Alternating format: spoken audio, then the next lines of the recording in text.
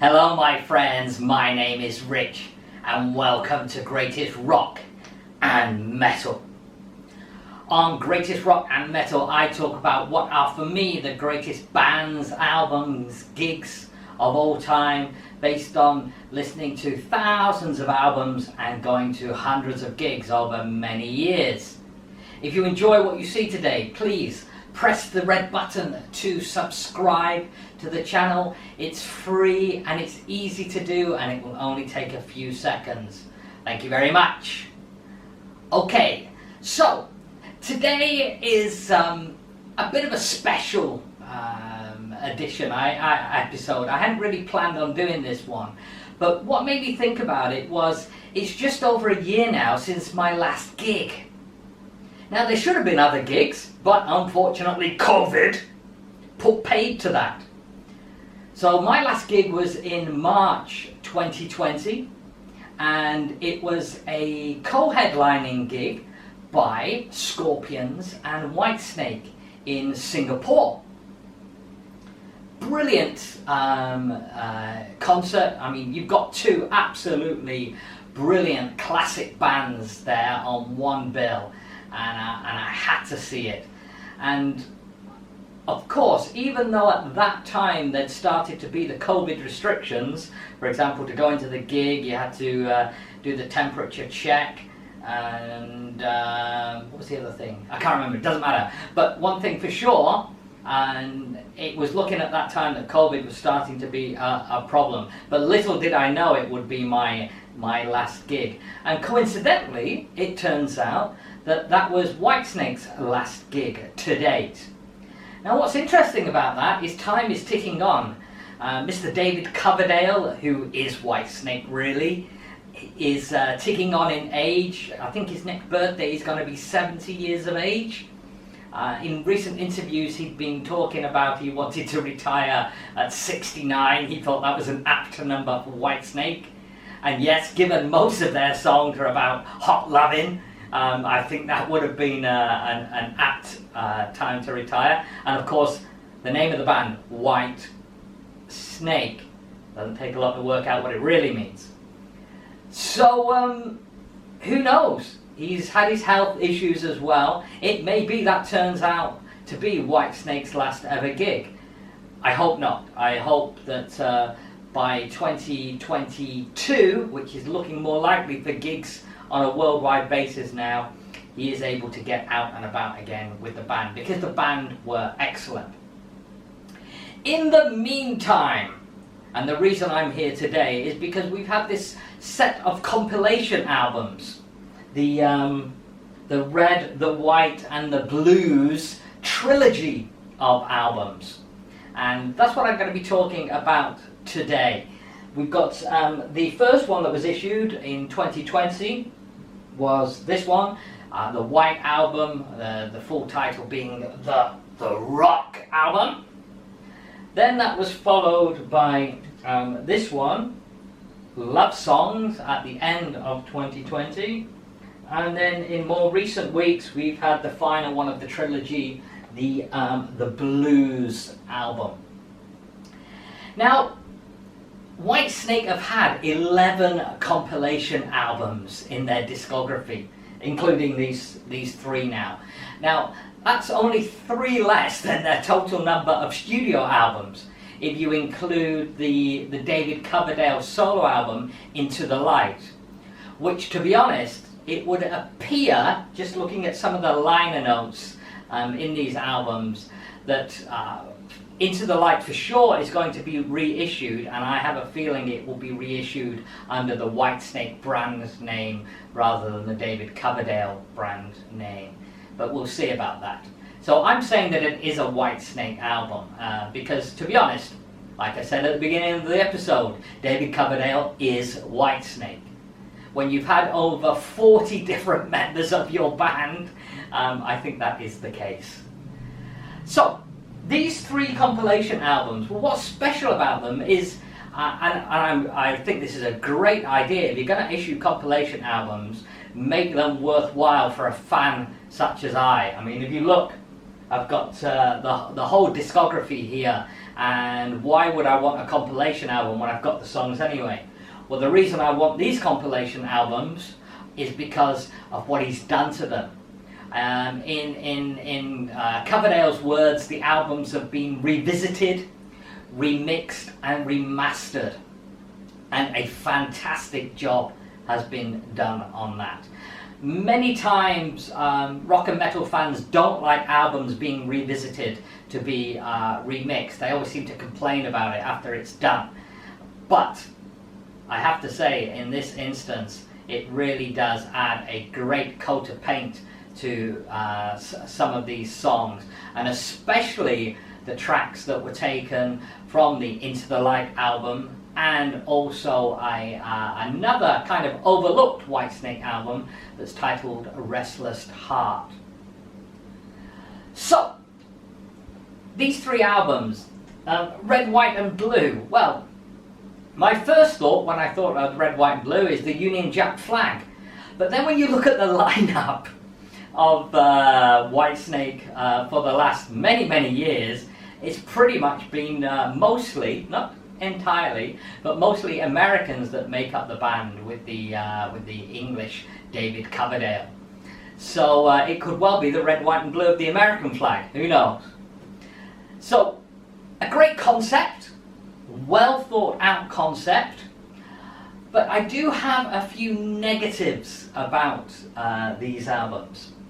The biggest negative is the lack of material from the pre-Slide It In days. So all of the songs on the albums are taken from Slide It In albums onwards.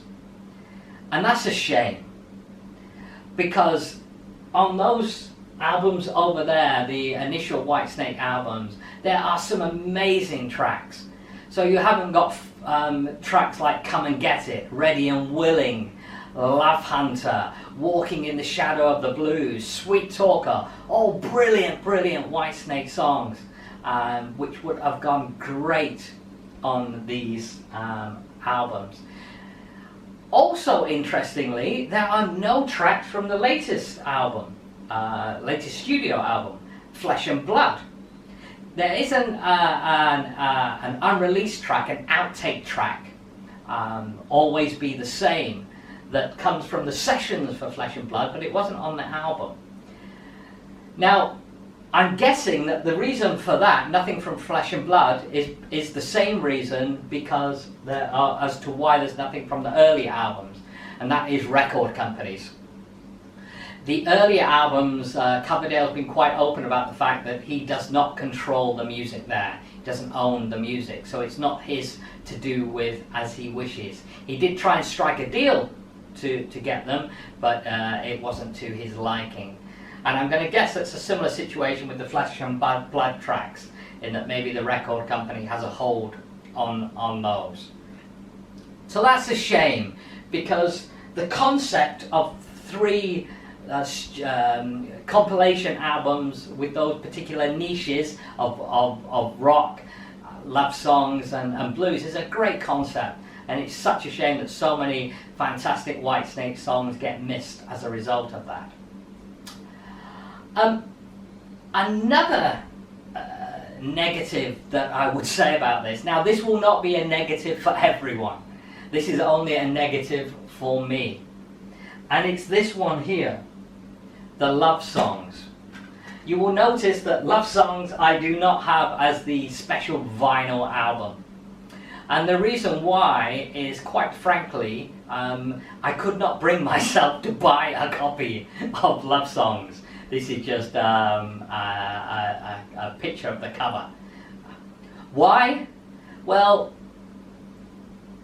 nearly 80 minutes of listening to pretty much Whitesnake ballads. Okay, there are some rockers on here, but pretty much of 80 minutes of Whitesnake ballads is just too much for me. Now that's unusual. I am a completist.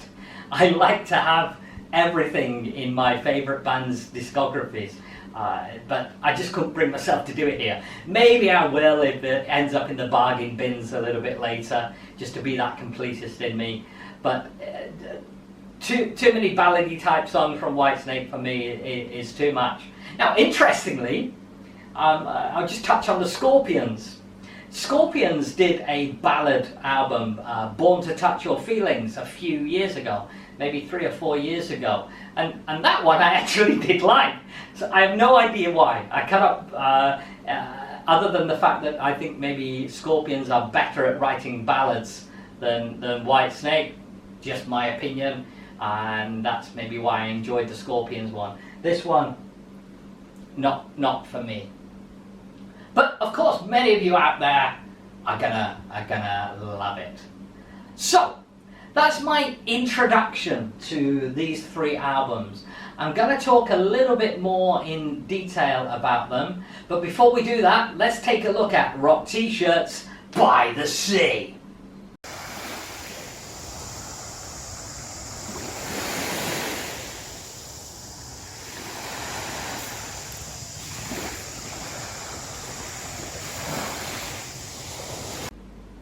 Okay, so one more thing I just wanted to mention before we take a look a little bit at the albums themselves. Another thing I'm surprised about is Whitesnake didn't take the opportunity to re-record some of the earlier tracks. Now, they've done this before. We've had re-records of Here I Go Again and Crying in the Rain and Fool for Your Loving that appeared on the 87 and Slip of Your Tongue albums. So they have done re-records, and some of those re-records, or 2 of them, do appear across the trilogy. Surprisingly, Fool for Your Loving doesn't appear. That would have been a great track to have put on one of the albums for sure. So I don't know why that one didn't make the cut. But think about if they re-recorded a track like Love Hunter for the Love Songs album, or Walking in the Shadow of the Blues for the Blues album. One of their biggest ever hits, certainly in Europe, Don't Break My Heart Again. That would have been a great track to re-record as well. And Coverdale's got a great band, so it would have been, pretty simple for them to do. They could have done it remotely because of the COVID situation. So I'm really surprised they didn't just record a few tracks to sprinkle amongst these from the old school. That would have got around the record company issues, but there you go. They didn't, so we've got what we've got. And what have we got? Well, the first thing we got was the Rock album. That was the first one to be released in 2020. You can see the Roman numerals down here for 2020. Beautifully presented these vinyl albums are, and you've got an embossed cover that you can feel there. Obviously you cannot feel. Gatefold, because it's a double vinyl album.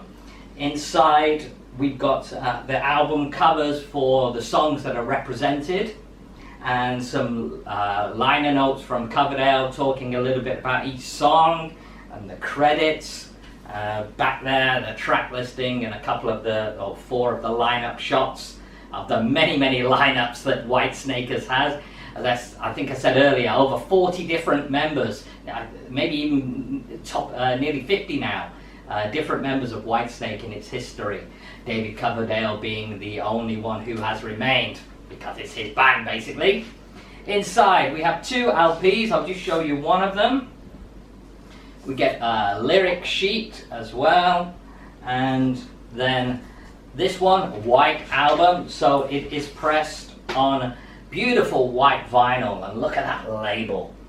Hey, fantastic, yeah, fantastic, and it sounds fantastic as well.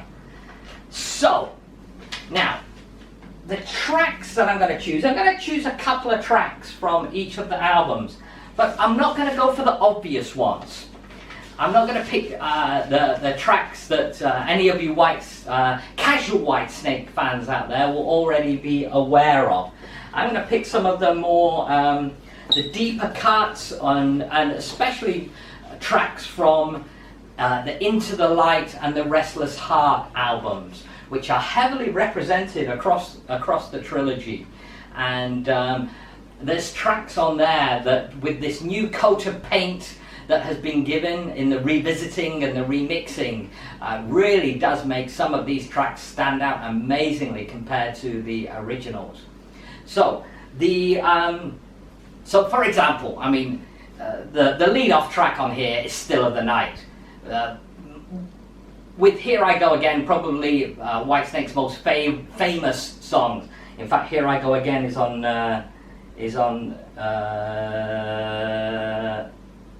this one as well. Sorry about that. So it would be easy to say, oh yeah, best two tracks on here, Still of the Night, Here I Go Again, move on. So let's look at some of the deeper tracks. Now, the first track I would choose, She Give Me. Wow, this is a brilliant track. It's got that, any of you who know about the project Coverdale did with Jimmy Page of Led Zeppelin, the Coverdale Page album, brilliant album. And I'm pleased to say that that one is going to be revisited by Coverdale as well, and we'll probably get a release maybe in 2023, I reckon. So, but anyway, back to the song, She Give Me. It's got a Coverdale Page feel to it. There's a song on that album, Pride and Joy. This is like a sister track to that particular song. Sounds really, really great. Starts off with acoustic rock and then into BAM! Big full-on rock track. That's taken from the Into the Light album. And then the next track I would choose is taken from the Restless Heart album. And this is a track called Crying. Again, been tinkered with a little bit. You've got some brilliant guitar work added by current Whitesnake guitarist Joel Hoekstra, and also by Derek Sherinian, the Sons of Apollo guy, Extreme Theatre, on keyboards. And it really adds to this track. Crying has got it's got that feel. It could have well been on the blues album, to be honest, and there's definite crossovers for some of these tracks. Could have gone on rock, could have gone on blues, could have gone on love. It's appeared on rock. It is a rock track, and it reminds me a little bit of the song Trouble, taken from one of the early Whitesnake songs, early Whitesnake albums, I should say. Got a bit of a trouble feel to it. So great track. Okay, so that is the rock album. Love songs. Okay, love songs. What will I choose here? Now, this is a bit more tricky for me because love songs is not really in my wheelhouse. But what I would pick here is the first track, Love Will Set You Free. Now, that track is taken from the Forevermore album. And it's a real rocker to start the Love Songs album, a real good rocker. I'm not so sure about the a cappella start to the song. I prefer it when it just goes straight in. But the guitar playing on this song by Doug Aldridge and Red Beach, brilliant guitar work on this song. Really love it, and a great way to start this album. It's such a shame that there aren't a few more of the rocker type songs on here. The next track I will choose is a previously unreleased track called Yours for the Asking. Now, it was an outtake from Coverdale's Into the Light album, and it's a nice melody. It's like an AOR track, and it's got a nice, memorable chorus and verses to it. It's a good song. It's a real good song. It's not your crying over your cup of tea type of song. It's just a nice song, and I really enjoyed that, and it was certainly the best of there's 3 unreleased tracks taken from the Into the Light sessions on this album, and that for me is the best one of them. Okay, so that's Love Songs, and then we have now Love Songs was released towards the end of 2020, and then in 2021, just a few weeks ago, we had this, the Blues album, the final one of the trilogy. Again, I got the vinyl version here, same as before, embossed sleeve, liner notes, credits, track listing, with a few more pictures of the various Whitesnake lineups there. And of course, we have here a blue vinyl lyric sheet as well. And on this one, we have a very good looking, let's have a look at this one, blue vinyl. Again, another great label in the center there, and another fantastic pressing of the album. So, the blues album. Now, this, in my opinion, fits in with the age-old adage of save the best till last. There are some fantastic tracks on here, and there's a lot of the more deeper tracks. Yeah, we've still got some big hits like Give Me All Your Love, Give Me All Your Love Tonight, one of my favorite Whitesnake songs, and Slow and Easy, another one of my favorite Whitesnake songs. But again, I'm not going to pick the obvious.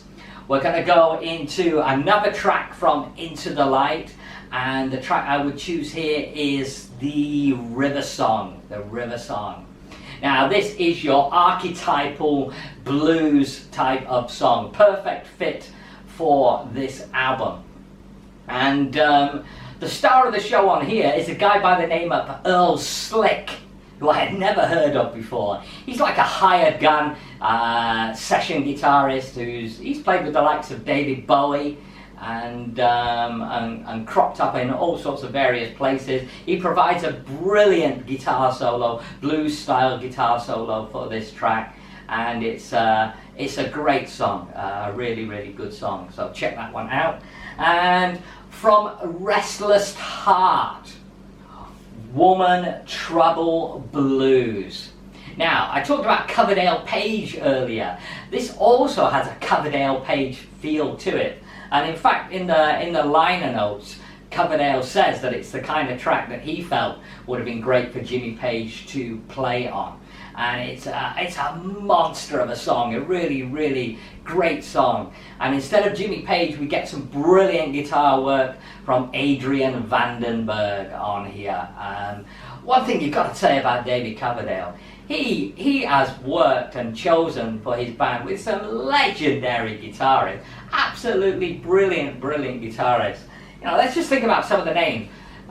We've had Mickey Moody, Bernie Marsden, John Sykes, Red Beach, Doug Aldridge, Adrian Vandenberg, Vivian Campbell, did I say Doug Aldridge? I've lost myself now. And of course, Joe Hoekstra, who's the current superstar along with Red Beach in the band. So some amazing names there that Coverdale's worked with, and all guitarists are represented across the trilogy.